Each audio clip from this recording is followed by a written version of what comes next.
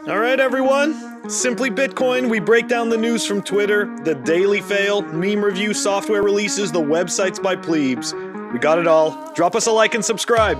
All right, we're kicking it off with the numbers. Let's go. All right, we are currently at a block height of 673,774. Current Bitcoin price 51,580. Chain rewrite days 608. Total lightning capacity 1,125.93 BTC. Bitcoin versus gold market cap 8.74%. A little bit of a climb up.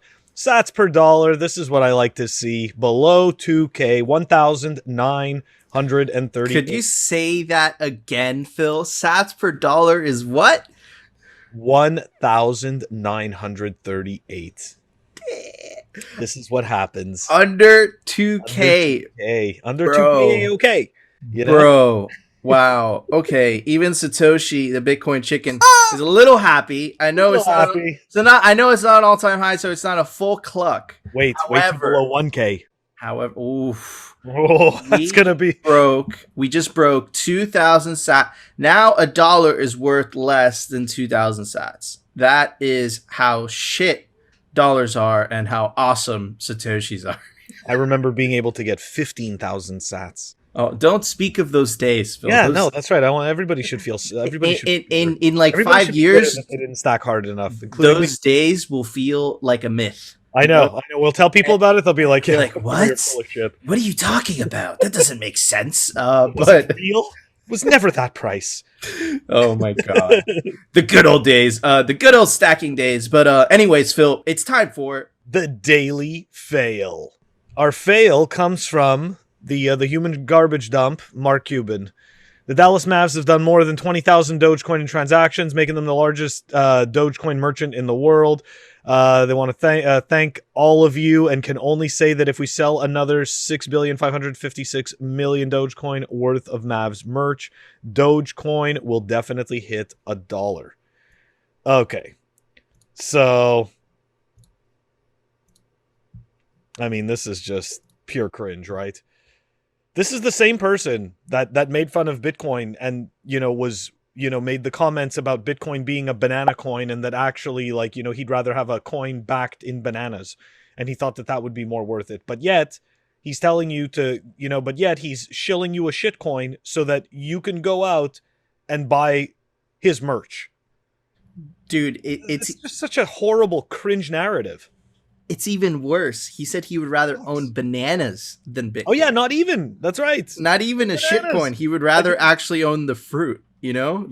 These guys, man, they're so ridiculous. They're so confused. I mean, I've seen him go back and forth. And for the people, for the people that don't know, Mark Cuban, he invested in a garbage ICO back in 2017 that totally ruined a whole bunch of people called Unicoin. Dude, okay? And he had to settle. Even talk about that. He had to settle with the SEC because of how shit that was. I remember that. But and he pretends. He pretends he's not a scammer, but he's such a bro. Everyone, listen. Anybody who's listening to this, everyone is a freaking scammer, and everyone wants your Bitcoin. Okay. Yeah. That's the best advice that we could give you on Simply Bitcoin. And Mark Cuban is definitely one of those, I'm the good guy, but he's a scammer for sure. Amazing fail. Well, it was amazingly entertaining, Phil. Yeah. But Phil, that being said, it's time for the Daily Meme Review. All right, everybody. The meme for today is brought to us by RD_BTC, one of the Simply Bitcoin meme lords, and one of the meme lords responsible for the Laser Ray until 100K meme, which literally went completely viral. That 2 U.S. members of Congress decided to make that part of the profile for a little bit. But anyways, the meme is super epic. It's like an art, and I like, it doesn't always have to be like the prototypical internet meme. Sometimes this art is just so easy to appreciate. And dude, it's just natural resources, debt slavery, the fiat standard, consumer junk, environmental destruction, global debt, inflation is good, global GDP. And it's really representative. I would have loved to see kind of like a contrast to that, like kind of like the Bitcoin standard and what that would have looked like. But just that in itself, especially with the things that we do believe in here at Simply Bitcoin, I definitely am going to give that a Raspberry Pi case fan. That's the rating I'm going to give it. What about you, Phil? It's a solid score. So look, I mean, it's that meme is very reminiscent of like this, this kind of newspaper style comic. So I think that, even beyond the messaging, people might be curious to look at it just because of its style. So that's one part of it that I find interesting. But yeah, I think it's easy to understand, and I don't, about the contrast, I'd like to see the contrast, but I don't think the fact it didn't have the Bitcoin stuff took away from the message, right? That it didn't have the the Bitcoin reality contrast. So I'm gonna give this one just a solid banana. Phenomenal score, bananas. That's one of the best scores that you can give on Simply Bitcoin. But yeah, man, great scores. Great scores. The case fan, bananas. That combination is phenomenal, but very respectable. But Phil, that being said, after bad jokes, it's time for the Daily News, sponsored by Crypto Cloaks. All right, the news for today, everybody. Check this out. It's notable tweets. The first one is brought to us by Crypto Aladdin. There's Pepe the Frog in there. It's kind of funny. Anyways, Venezuela has announced it will now be printing new $200,000, $500, and $1 million bills. The $1 million note is worth only 54 cents. Dude, it's kind of following, the route that all fiat currencies do. I know that which one was it? The Nigerian... Yep, man. I don't even know what it's called. Well, the Zimbabwe there. The Zimbabwe, yeah, it literally went to like 100 trillion, something ridiculous. We'll pop it up on the screen. It's embarrassing to have your face on the note. I know, right? What the F? And hey, look, my face is worth crap on this note. Look, and this is real. We confirmed it. This is not a joke. I'm sure a lot of you were like, "Oh no, it's a joke." No, this is the New York Post, okay? And they got the blue check mark on Twitter. But like anyways, in a failed paper, it's like you can now be a millionaire in Venezuela for 50 cents, and this is the route of all fiat money. And look, guys, this doesn't necessarily mean it could happen to the dollar because we don't know the future, but we do feel like it might happen to the dollar based on the things that I'm about to show you. But anyways, here is Dr. Bitcoin MD. Another 1.9 trillion, and that's of course the amount of money printer go burr. That's the stimulus bill that just passed in the U.S. Senate, or it was the Congress. I don't know. It was the Senate. It just passed, so I think it might become law. And check this out. Germany value, of course. You could just put two lines next to each other, and they might look the same. But anyways, it might be something. It might be something. And this might be something as well. This is the money. This is something, this might be something. This is the U.S. money supply. This is an official government website. This is the Fed, the Federal Reserve Bank of St. Louis, which they're keeping a track of these things, but not anymore, apparently, because they moved it. They moved it. But they changed. I guess they changed the metric. It was exactly what you said. It was making them look bad, so possibly they fixed the glitch. They fixed the glitch. They so fixed now the it doesn't glitch. look bad anymore. So now it doesn't look bad. But anyways, they've been keeping this metric, which hasn't had a glitch until this happened. Since 1975, which happened a couple years since 1971, which was what the hell happened in 1971. Nixon took us off the gold standard. We showed you a short clip of that on it was a couple shows ago. But anyways, money printer go burr. We sure it's nothing. Fiat doesn't go to zero. And it's not like they're saying inflation isn't gonna come, but it looks like they are. Powell, higher inflation temporary. Remember, it's temporary. But temporary too. Even let's trust their metrics of inflation, right? Because our metrics of inflation at Simply Bitcoin is comparing how much the US dollar holds its value towards Bitcoin. And this is, if you look up the definition of a shitcoin, this is what will pop up. And it's this is what $1 used to buy you in Bitcoin. This is how $1 buys you in Bitcoin now. So even if you believe all this propaganda BS that it's only temporary inflation, all this whatever, why would you want to hold anything else other than Bitcoin, Phil? Why? Am I being a little like biased here? I am being biased, of course, but is it a little too crazy to see how these things come together, how these things have how they all have to do with one another? Is it too far-fetched? Am I commingling things that don't commingle? I don't think so. I mean, to me, it all seems to intertwine, and it all seems to affect each other, and it doesn't seem to be coincidence. So I gotta say that, I mean, look, at the end of the day, they're gonna tell us that it's temporary. But the reality is that they're running out of... So this is what we have, right? We've got nothing else except money printer go burr. And unless they come up with completely new classes of assets, we have nowhere else to hide all the inflation and the money. So Max Kaiser thinks that we're going to hit kind of like a reset button, right? Where a central bank is going to go bust, but they're going to call it something like a restructuring or something. Oh, yeah, of course. And it's just going to start the inevitable fiat cycle all over again.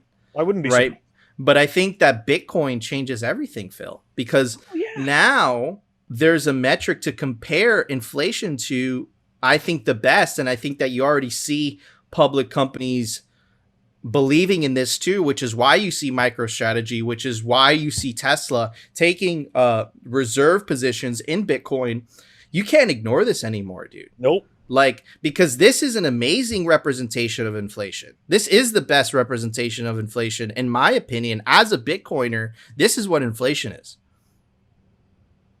Yep.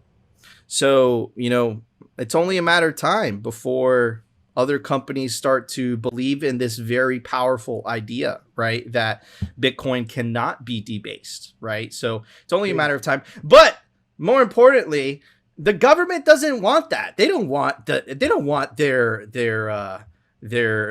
peasants to have that ability to keep something from the government. They don't want that.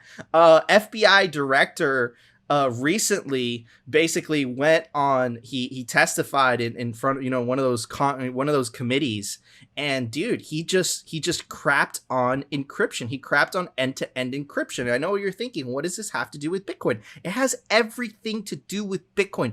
Encryption and Bitcoin are intertwined, and if you give me a second, I'll even prove it to you that they want access to everything, including your Bitcoin. They don't want their citizens to have the ability to lock something which they cannot access, right? So this is a non-for-profit kind of the non-for-profit entity which fights for digital liberties. And check out this article. The FBI should start attacking encryption and tell Congress about all the encrypted phones it's already hacking into, and they're absolutely right. They act like they can't get into these phones no matter what. That's not true. Okay, they can get into encrypted devices. I think it was the San Bernardino where they made this huge deal where Apple wasn't unlocking it and Apple didn't want to, but they ended up hiring this Israeli company which ended up unlocking the phone. Like, it's all BS. The government just wants more power. Check out this article. Federal law enforcement has been asking for a backdoor to read Americans' encrypted communications for years now. FBI Director Christopher Wray did it again last week in testimony to the Senate Judiciary Committee. As usual, the FBI's complaints involved end-to-end encryption employed by popular messaging platforms, as well as the at-rest encryption of digital devices, which Wray describes as offering, check out the nerve on this guy, user-only access, right? They change it. They don't want to call it end-to-end encryption. That sounds too good. They want to call it user-only access, right? So to continue, the FBI wants these terms to sound scary, but they actually describe security best practices. End-to-end encryption is what allows users to exchange messages without having them intercepted and read by repressive governments, corporations, and other bad actors. And user-only access is actually a perfect encapsulation of how device encryption should work, right? So amazing article, which I'll link down in the link description. And look, this doesn't only apply to encryption of your messages. This also applies to your Bitcoin. They don't want that. They don't want any type of encryption. Remember, they think that's only user-only access. They want everything government access, which means that not only could government access that backdoor, everyone could access that backdoor. And check out Obama saying it himself. Hi, Kelly. President Obama just finished speaking at the South by Southwest event in Texas. He didn't comment specifically on Apple, specifically on, I said that's an ongoing case, but he did comment on what he sees as the dangers of unbreakable encryption. Here's what he said. The question we now have to ask is if technologically it is possible to make an impenetrable device or system where the encryption is so strong that there's no key, there's no door at all, then how do we apprehend the child pornographer? How do we solve or disrupt a terrorist plot? What mechanisms do we have available to even do simple things like tax enforcement? Because if in fact you can't crack that at all, government can't get in, then everybody's walking around with a Swiss bank account in their pocket. Absolutely. That's absolutely what we're doing. That's absolutely what we're doing. And the fact that remember, this is the progressive, right? Of the, you know, the fiat political classes, right? Dude. And that's what he's saying. That is what he's saying. We can't have that. You can't. And yes, that applies to freaking Bitcoin. Of course that applies to Bitcoin. You can remember what he said. We don't want you to have an account, a Bitcoin wallet that we can't have access to, because that's essentially what he's saying. Right? So you understand how important it is for us to support the end-to-end encryption fight, because it's just as important, because the next thing on the chopping block for the government is Orange Coin. Of course. What were you going to say, Phil? I'm sorry. I thought you were going to say something. No, I am. So if I understand this correctly, is like, so what was the reason that they weren't able to, to stop 9/11 because of the encryption? I don't think so. I mean, from all the reports, it looks like there was just a whole bunch of, terrible following up on suspects in the country and stuff like that, and just a, very poor job of investigating, suspected terrorists. Nowhere did it show anything about encryption issues. Oh, so you mean an overbloated bureaucracy? Yeah, they make no sense. They come up with all these excuses, right? Like, so taxes also, really? So how many people are evading taxes with encryption? I'd love to see the number on that. It's made up bullshit, man. You just make it up. It's made up bullshit, and it's our job of Bitcoin Twitter and the Bitcoin content creators to fight that tooth and nail. And we have to tell the truth, So wait, the child right? They're not able to stop them because of encryption. But in the meantime, Jeffrey Epstein didn't kill himself, right? I mean, you can't say all of those people in those circles, but yet, you know what I mean? Like, but you can't stop them because of encryption. But you can't say that because you don't have a blue check mark, so you're not allowed to comment. Oh yeah, that's right. I forgot the blue check. You might get banned. You know how they put you in the Twitter gulag for like a couple hours? Like, it's every Bitcoiner has to have been there at least once. Oh yeah. But yeah, man, it's what kind of world are we living in, dude? Imagine if we didn't have Bitcoin, we'd be forced to care about freaking politics. in Dude, that this- madhouse. Loud world. Bunch of crazy people. There's a bunch of crazy people running on the fiat standard. That's why they're freaking crazy. But anyways, Phil, let's tone it down a bit. There was a software release today. Why don't you tell everybody about it? Software releases. Yeah, so it looks like we had it looks like fully noted version 0.2.13 dropped, and that is down below in the show notes. Awesome. Thank you, Phil. All right, guys, that was our show. We hope the audio has been improving a little bit slightly every day, a little bit more and more. Bear with us if there was any more coming. technical difficulties, but we are making a big effort to improve the production so you guys have a much better experience. If you had that good experience today, don't forget to smash that like button. And of course, if you loved the show, hit that subscribe button, and we will see you tomorrow for another episode of Simply Bitcoin.